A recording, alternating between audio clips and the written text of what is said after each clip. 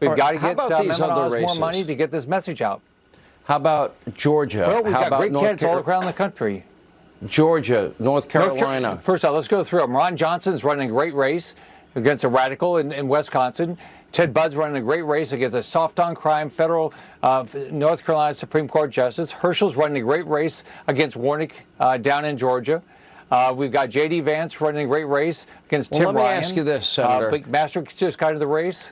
Mitch McConnell says it's 50-50 in terms of Republicans getting the Senate. He thinks we have a better chance in the House. Do you agree with that? Hey everybody, comedian Maz Jobrani here. What you were just watching is Senator Rick Scott from Florida on Sean Hannity, and Hannity's asking him about Mitch McConnell, who recently said that he doesn't feel they have a lot of good Republican candidates for Senate this year going into the midterm elections. Famously, the party that's in power loses seats going into the midterm elections, but McConnell's saying, I don't think we're going to win seats in the Senate. We have a better chance of winning seats in the House of Representatives. And he blames bad candidates. And then, of course, Rick Scott, in famous political fashion, tries to turn things and says, no, we got great candidates. Then he starts listing a bunch of candidates. One of the first ones he lists is Ron Johnson in Wisconsin. The only good thing he's got going for him is his name rhymes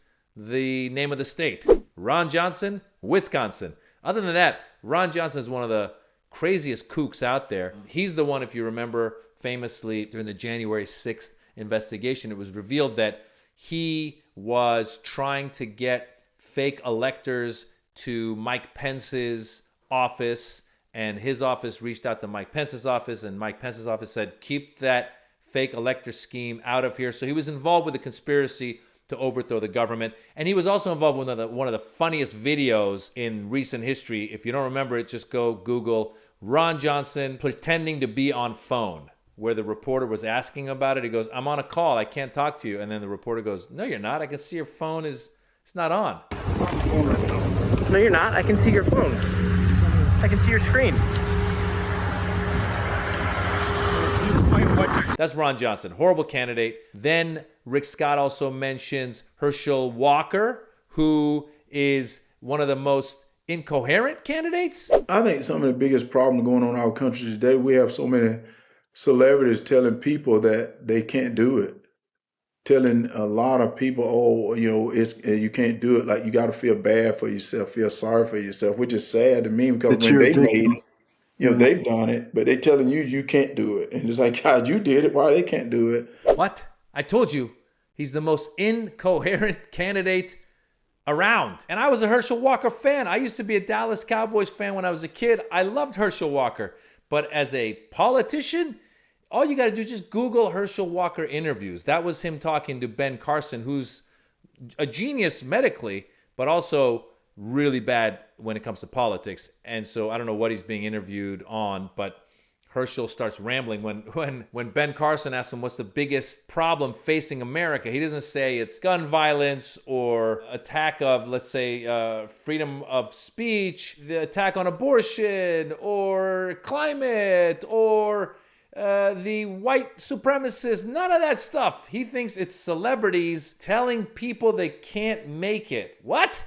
What are you talking about? I have a feeling Herschel had just watched America's Got Talent. And then when he got that question asked of him, he thought the celebrity judge panel represents celebrities telling Americans they can't do it. I think that's what happened. That's the only way this makes sense. That's the only way what Herschel's saying makes any sense. By the way, Herschel Walker is running against Raphael Warnock, who is one of the best speakers and also has been doing a lot since he got into Congress just in 2020, into the Senate, I should say. So he's got tough competition. But so far we've got Ron Johnson, Herschel Walker, J.D. Vance is another one that Rick Scott mentioned. J.D. Vance is in Ohio, which is pretty much a red state, but he's going up against Tim Ryan, who is another Ohio native who was a congressman for Ohio, who did a lot for Ohio. He's a great candidate. J.D. Vance is someone who made money when he went to Silicon Valley. As a matter of fact, Peter Thiel put a lot of money into his campaign, and J.D. Vance famously compared abortion to slavery. He's got anti-abortion ideas, which any woman should want to have the right to choose. So he's trying to downplay a lot of that stuff now. He's trying to downplay his connection to Donald Trump and being a MAGA guy and saying the election was stolen. So J.D. Vance, another horrible candidate. They got Dr. Oz in Pennsylvania. He doesn't even live there. He lives in New Jersey. He's making all of these out-of-touch commercials saying, oh, prices are so high. Meanwhile, he's a multimillionaire who owns several homes, and he's going up against John Fetterman. Basically, in the Senate, the Republicans aren't looking good. So please make sure you go out and vote blue so they don't win the Senate. However, the problem we run into is Republicans don't seem to care how bad their candidate is. We saw that with Donald Trump, who was not qualified, and now we're seeing it with Ron DeSantis in Florida, who, for all intents and purposes, is an authoritarian leader. And here he is quoting God and the Bible to rile up his fans. Let's watch this. Buckle up, put on the full armor of God, take a stand against the left schemes, stand firm, stand your ground, don't back down. I'm on a mission to keep Florida free. Let's make sure Ohio remains free, and let's take our country back. Thank you all. So that was Ron DeSantis, the governor of Florida, who again is a total dictator, and he was quoting the Bible, and rather than saying the devil, he said the Democrats. So he's basically getting ready to go to battle with the Democrats, to go to war, to fight with the Democrats. He's a demagogue in many ways. He's like another Trump. And the problem is his followers like him. They love the tough talk. They love the anti-LGBTQ talk. They love the anti-women's rights talk. They love all of the machismo and all of the BS that they spout. Their supporters like. So the problem here, once again, reminding you, make sure to register and vote. The problem is, no matter how bad the candidate, the Republicans still will go out and vote for them because they feel like there's some sort of biblical battle going on. The problem is, once you start appealing to people who are highly religious, they are not willing to look at nuances. We saw that with Donald Trump, with all the stuff he did. He was clearly a womanizer. He had done a lot of stuff that was non-Christian. He clearly cheats people out of their money. He's lied and stolen his whole life. And yet he was able to convince the Republicans that he was somehow a messenger from God and only he could fix it. So the problem with all of these mediocre candidates is that the Republicans don't seem to care.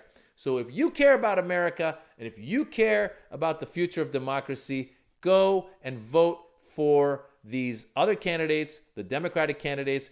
And if you're some Republican who at least is sane mentally and you're not a MAGA Republican, then at least vote sane. These candidates Republicans have right now are not good. For the first time in my life, I'm here to say I agree with Mitch McConnell. They have horrible candidates in the Senate. Maz Jobrani, see you on tour. I'm a comedian. I'll be funny. Come on out. Bye.